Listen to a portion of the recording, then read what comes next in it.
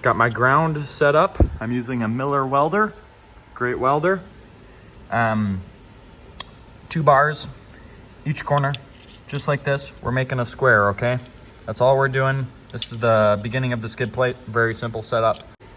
Simple MIG setup, just handheld. And I'm using 030 MIG wire. This is my vault setup. Sometimes I'll crank the vaults up if I'm gonna be doing just one tack weld, like I am now, but most of the time I'll keep it down to 16.8. This is just for standard steel that I'm using for these chassis. I don't wanna melt the tubes apart, but I wanted to keep them enforced just as strong as a TIG weld. All right, bolted sides are welded on. Our transmission plate has been figured into a fixed location. Okay, here's our B-pillar bar. Very simple setup. Couple of bends. That's 1, 2, 3, 4 bends. Well, technically 5 if you're kind of in the middle, but it's gonna go on here just like so. So you can see, lines up. This is really hard to do one-handed, by the way, so I'm doing my best to film, but transmission's mounted up and this will get welded on. So this is what we're looking like right now. Pretty damn good. This is what we're using for material. 3/16 steel. This is DOM for some of the thinner parts, and then solid rod for most of the chassis. Materials is 56% silver solder and just Stay-silv wire feed brazing flux. I also use just standard magnets for holding stuff together just like that, but most of the time these are great little things to use, especially when you're brazing, because you got to keep this stuff together somehow. And let's not forget our handy dandy Bermuda triangle. Always comes in good. A marker and a vice grip just for miscellaneous things. And what we're using, Bernzomatic propane. I'll probably mention this too, just good thing to keep in your back of mind. Okay, our A and B pillar bars. Well, this is technically your B pillar bar and this would be your A pillar bar, depending on if you're stupid or not. Anyways, these go right here like so. Okay, see how that's mapped out on the chassis. They're gonna line up top. Looking at it from a front view, comes sort of like this, a little bit angled there. You can kind of see it. You make 2 of these identical. These are all handmade and hand bent. I don't really use a tape measure or any measuring device other than this. Behold, the Bermuda triangle, or whatever you want to call it. Yeah, this thing works pretty great. You basically can test your whole chassis, make sure it's flat and angled right. Look at that, look at that. That's beautiful, absolutely gorgeous. Anyways, we're gonna get these welded in. Here we go. I forgot to show this last time. This is where we're sitting right now. Looking pretty good. We're adding in basically the dash bar, if you wanted to call it that. You can see we drop it down. It's equal with each corner and it's equal with the bottom of the skid. So that's what we're looking for. And then I got a lot of comments on the last video. There's no way you can do MIG welds that clean. Yes, you can, especially if you're good and not a loser. So here we go. Okay, here we go. Nothing wrong with these welds at all. Nothing wrong with them. They're a little bit bigger, but they're stronger, okay? These welds are not gonna snap and break and destroy everything. So that's why I'm doing them this way. All right, back again. As one tends to do, you get carried away, but this, the main roll bar is done. As you can see, technically you could call these rockers, I mean, if you really wanted to, but those sit out a little bit, so I'm gonna have those body panels on those. But if we take a very close look to the front here, well, actually, I probably shouldn't have the background. Let me change the background.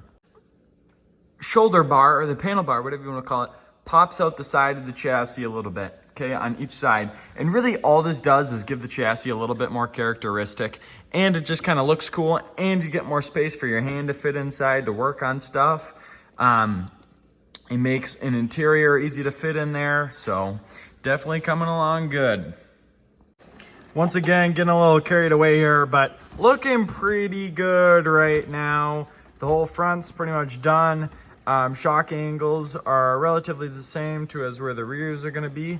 So yeah, let's talk about battery tray though.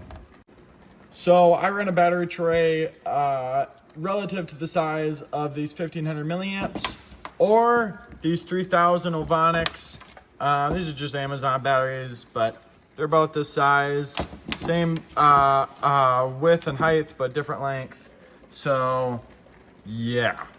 And I always fit my batteries to the chassis. So we're looking at the 1500s for this guy. This is a narrow chassis. It's tighty, but we don't have a whole lot of room to spare here. I am running a Hobby Wing Fusion, so I don't have to worry about an ESC. But we could tuck our battery down here like this. We could put it sideways. We could tuck it in the back if we wanted to.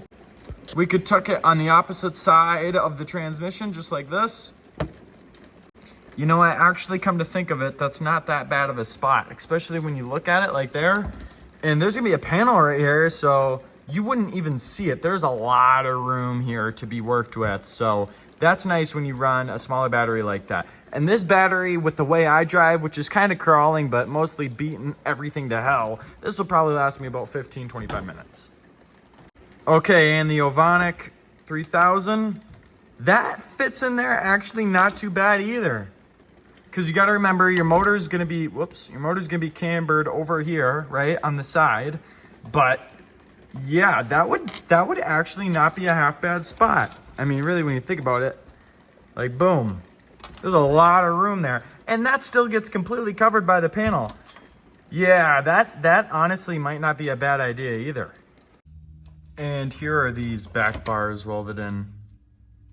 So the bottom is just MIG welded, and then the top I brazed in. We have a really nice looking joint here. So starting to look like something here. Each of these bars here in these corners are going to be our link mount bars. So yeah, that's that straight bar there that comes up from each corner right there and right there. Those are going to be our link mount bars. Same right here. And there is a reason that I'm MIG welding these. I MIG weld them because a MIG weld is going to be stronger than a braze weld. Like back here, you see these? Oh, sorry, kind of went out of focus. But those welds there are not as strong as a weld like this one here. So that's why we do it like that.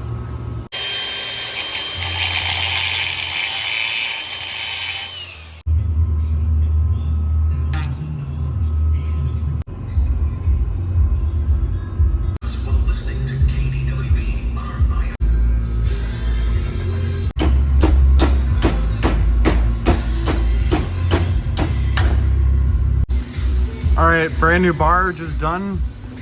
Fits in here just like so.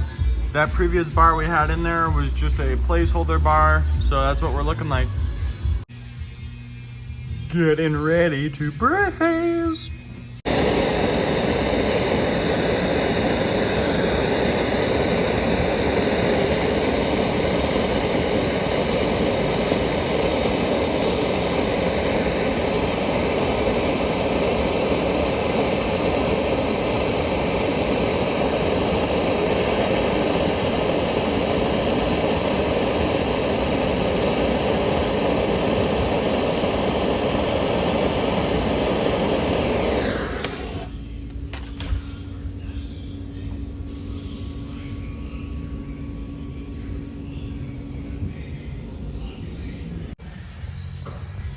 All right, this is where we're sitting right now.